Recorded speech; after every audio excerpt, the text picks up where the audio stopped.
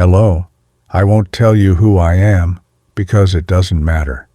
I'm just the voice between what you see and what you were never meant to know. My only purpose here is simple: to give you pieces, fragments of what's been buried.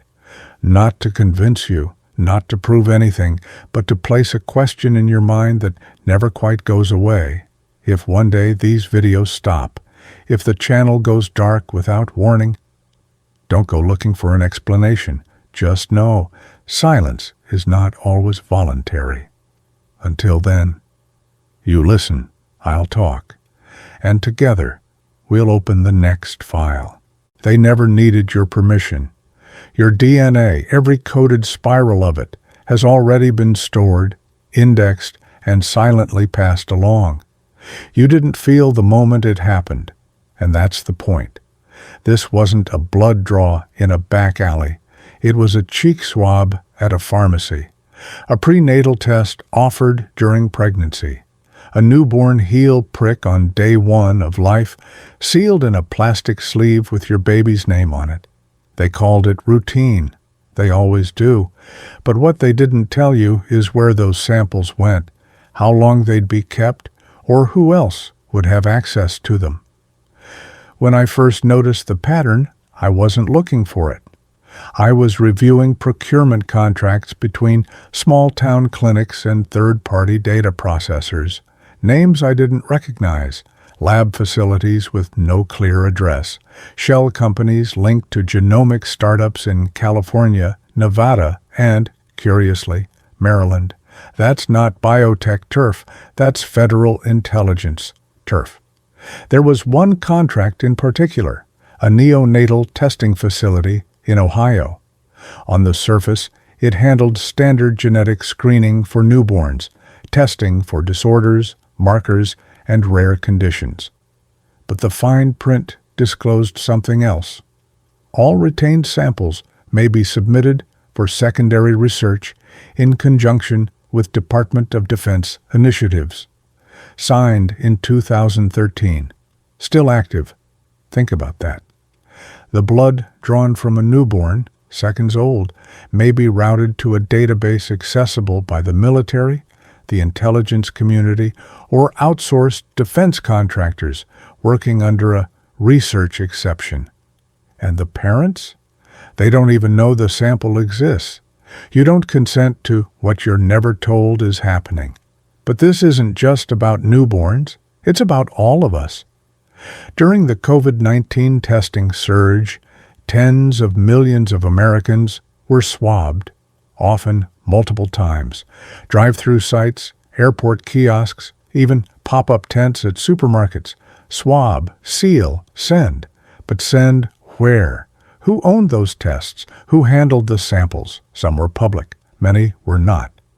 I traced a shipment trail from a testing center in Texas to a lab in Utah, then to a storage facility in New Jersey, registered to a company that, on paper, had ceased operations 3 years earlier. But its servers were still warm, connected to a data exchange router reserved for federal contracts. The DNA wasn't discarded. It was archived. In 2021, a whistleblower in the Department of Health and Human Services leaked internal memos warning of over-collection concerns related to PCR test swabs. The memo admitted that excess retention may violate informed consent protocols. But it didn't call for deletion. It called for discretion. Why? Because DNA isn't just biological. It's behavioral. It's predictive. It's profitable.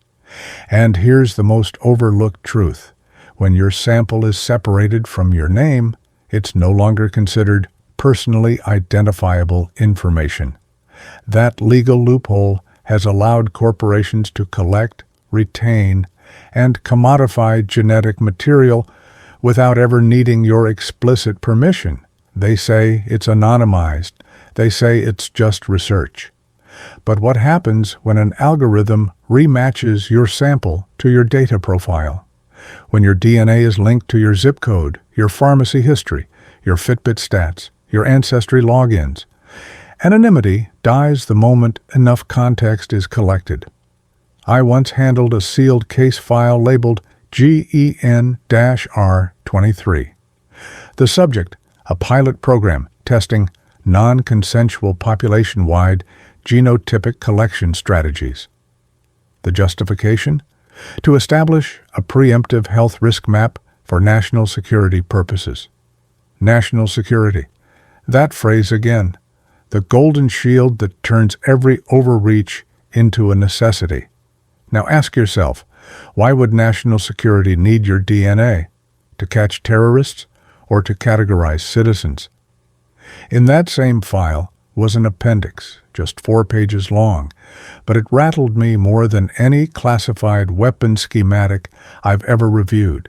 It listed percentages, not names, not diseases, percentages of behavioral deviation risks calculated from certain genotypic markers: aggression threshold, resistance to authority, empathy variance, mental pliability.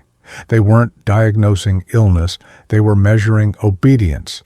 And it starts the moment you're born. So next time a nurse says, "This is just a quick test," ask yourself, how many silent tests have you already taken?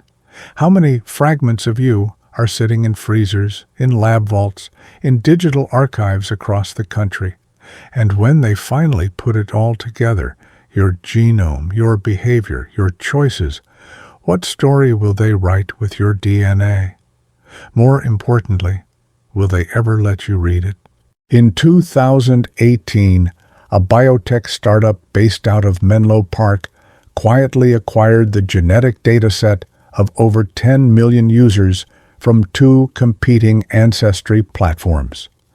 The transaction was legal, shielded under commercial transfer clauses, and entirely unknown to the individuals whose DNA was sold like software licenses.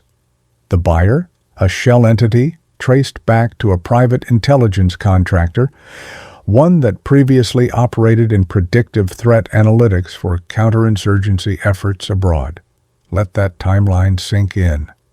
The same algorithms once used to predict extremism in war zones are now being refined using suburban American DNA, scraped not from criminals or insurgents, but from school children, elderly patients, and new mothers simply curious about their heritage. What started as curiosity has metastasized into a silent archive of identity. There's a term for this in federal circles: genetic perimeter mapping. You won't find it in textbooks. It refers to the process of modeling not just individuals, but entire family trees, and by extension, entire communities, all based on heritable traits. You may not have submitted your DNA, but if 3 of your relatives did, your genotypic shadow is already etched into the system's lattice. So when people say, "I didn't give them anything," I remind them, you don't have to. Your bloodline already volunteered. But here's where it gets darker. I once reviewed a confidential funding dossier under Project Darrow, a Department of Defense initiative labeled as Resilience Prediction Modeling. It claimed to develop stress response profiles from genomic markers associated with cortisol regulation, dopamine reception, and synaptic pruning cycles.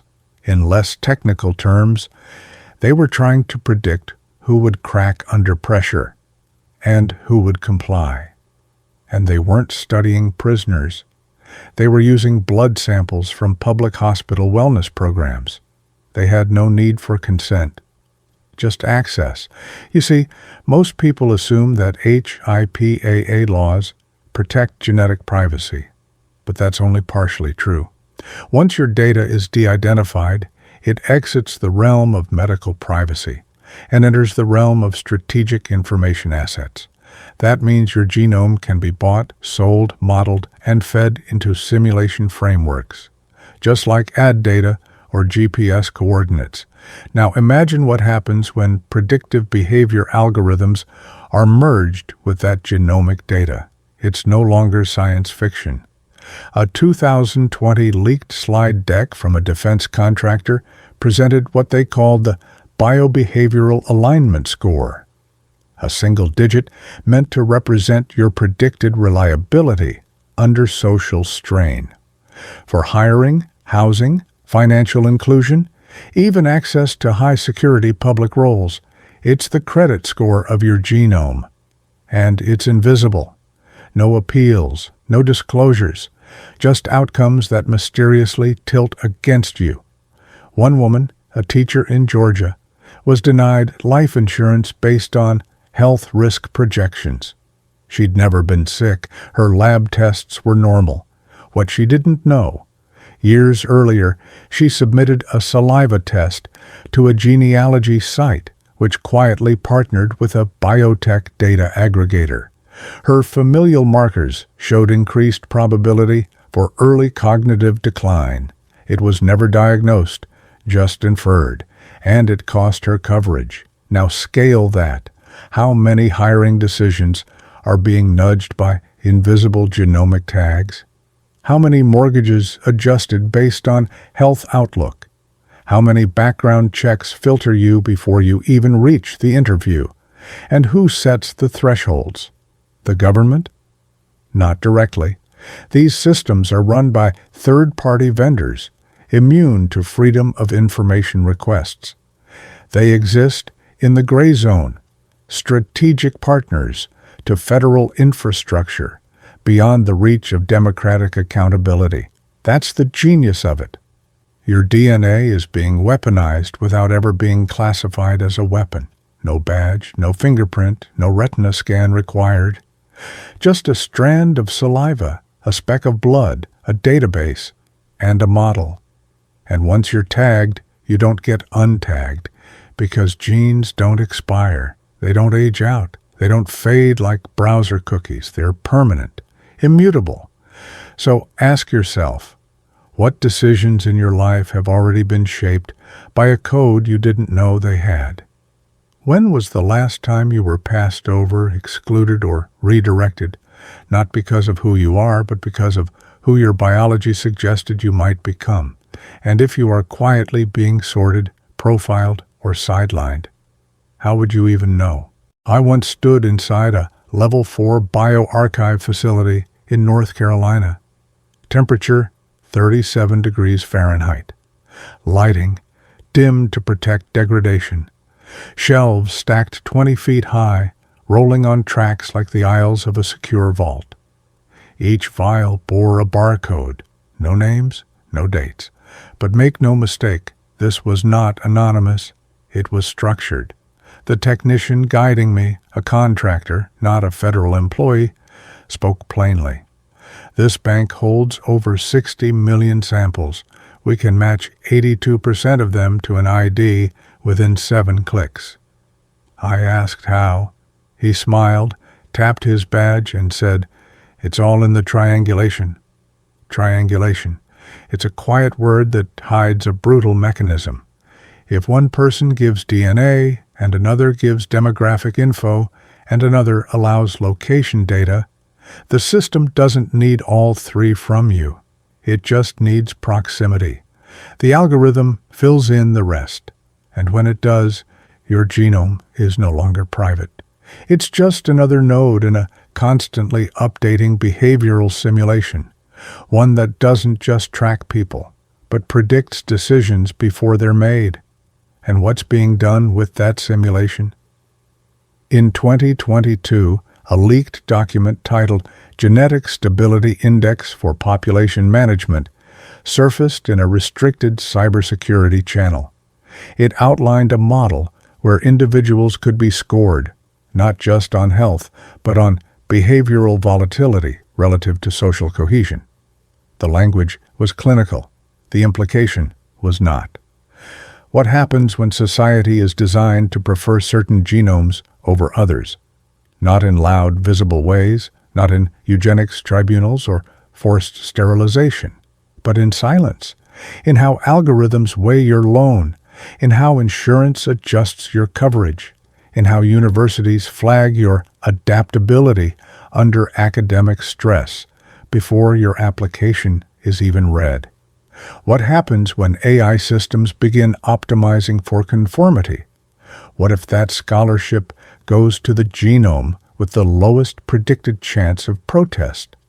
What if that promotion favors the employee whose genes suggest docility over ambition? What if cities themselves begin to shift housing patterns based on community genetic resilience models? You think it sounds extreme. I did too, until I saw the code. One archived project within a private contractor's development sandbox was codenamed Orchard. Its purpose: map genomic diversity clusters in metro areas and model their impact on long-term economic predictability. In simple terms, forecast which neighborhoods would destabilize based on the biology of who lived there. And when the model saw instability, the solution wasn't outreach, it was obfuscation. Fewer job postings in that ZIP code, higher auto insurance, reduced algorithmic visibility in home loan networks. You don't change the population, you just shift the ground underneath it. This isn't some dystopian fantasy, it's bureaucracy weaponized through code. Hidden inside partnerships between tech startups and departments with names like Urban Resilience Task Force and Civil Stability Analytics Group. Names no one questions because they sound so reasonable. And if you think refusing to submit your DNA will save you, let me remind you, 60% of Americans can be genetically identified through public datasets using only familial triangulation. By 2030, that number will reach 95%. Opting out is an illusion. You've already been included. Now consider this. If your genome becomes the basis of how opportunity is granted, and you don't control it, what power do you actually have? When your genes say less adaptable, will you get fewer interviews? When your family history flags emotional volatility, will your children be put on preemptive behavioral watch lists? When your ancestry includes regions marked instability prone, will your vote matter less in an election model trained on demographic quietude? Don't look for laws. There aren't any. Don't wait for headlines. There won't be any. Because this isn't enforcement, it's filtration. A slow, data-driven drift into genetic determinism, wrapped in the silk of optimization. They won't arrest you. They won't interrogate you. They'll simply route you elsewhere. And one day you'll wake up and find that the doors you thought were open never really were. There's a phrase I heard once from a former intelligence analyst. We were deep into a cross-agency briefing on behavioral modeling when he leaned over and said, "Prediction is power, but preemption, that's empire." I didn't understand what he meant until I saw how DNA was being used not just to profile, but to project. Not just to anticipate what people might do, but to decide what they're allowed to become. The final layer isn't about storage. It isn't even about surveillance. It's about design. Imagine this. You walk into a clinic for a routine blood test. You leave with a smile and a lollipop. Behind the scenes, your genetic material is cross-referenced against predictive behavior models, insurance risk assessments, cognitive response templates, and even ancestral political volatility indexes. Yes, that's a thing. From there, you are routed. Your career track becomes narrower. Your eligibility for certain benefits quietly drops. Your children's educational options subtly shift. And not once are you told why. Because this isn't discrimination, it's optimization. It's not about what you've done, it's about what you might fail to do, resist, comply, perform, adapt. I once saw an internal dashboard used by a Fortune 100 hiring consortium. It didn't list resumes, it listed genomic compatibility scores, not for health risks, but for team cohesion. I asked a former bureau contact what that meant. He said it flatly.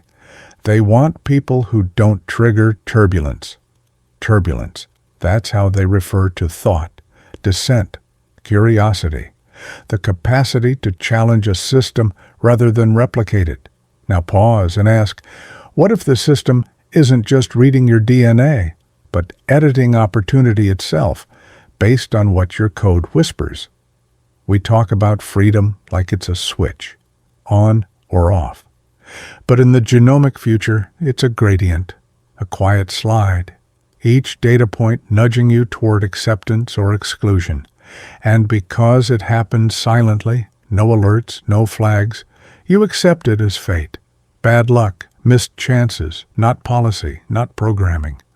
But I've read the protocols, I've seen the frameworks, and I know the language they use. Behavioral stratification through biosignal inference. Non-consensual genotypic alignment for socio-civic applications. Non-invasive identity shaping via data-guided network interaction. If those sound like science fiction, they were meant to. That's the camouflage. Complexity is cover. They're not just building databases, they're building a map of the future and deciding who gets to exist in it fully and who merely passes through it. Now here's the haunting part. This infrastructure is being deployed without a single vote. No legislation, no referendum, no headlines. Because the real architects of this system don't wear government IDs. They wear lanyards from biotech conferences, cloud computing summits, and AI ethics panels funded by the same firms that built the tools. They are writing the rules of biological citizenship, not just who you are, but what your code permits you to be. And if you don't match, they won't punish you. They'll just exclude you from relevance. So here's what I ask you now. What if your freedom was quietly redefined as genetic compatibility with a machine-regulated society? What if everything you'll ever do, every application, every appeal, every aspiration was being filtered through a simulation built on DNA you never agreed to share? What if you're not being watched, but pre-written? This isn't theory. This is the architecture of the invisible contract, and it's already been signed, not by you, but by the system that decided it no longer needs your consent. I am the anonymous voice they hope you ignore. I speak what they won't print. I ask the questions that don't get answered. If one day these files stop, you'll know they got too close. Follow off record before they make us silent.